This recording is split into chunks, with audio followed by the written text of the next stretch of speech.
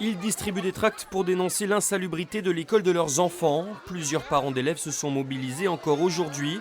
Depuis plusieurs mois, ils alertent les autres parents et la mairie, sans succès.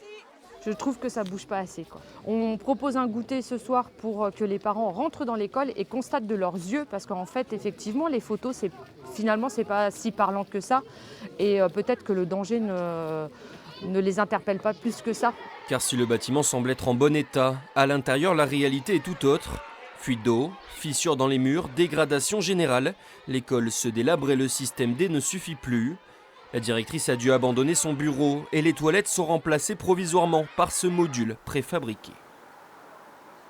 Il y a des inondations partout, ils sont obligés de mettre des seaux d'eau pour arrêter les inondations. Enfin, pour pas qu'il y ait de l'eau vraiment partout. En bas des escaliers, il y a des serpillères, donc c'est vrai que c'est pas un super état non plus.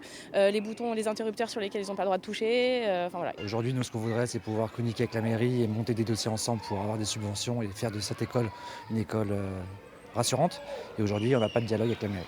La mairie n'a pas non plus souhaité répondre à nos sollicitations. Pourtant, la situation est urgente si l'on en croit le compte-rendu de la visite de l'académie, qui évoque entre autres un risque électrique et une sécurité insuffisante, et qui préconise d'interdire l'accès aux bâtiments dans l'attente d'une reconstruction.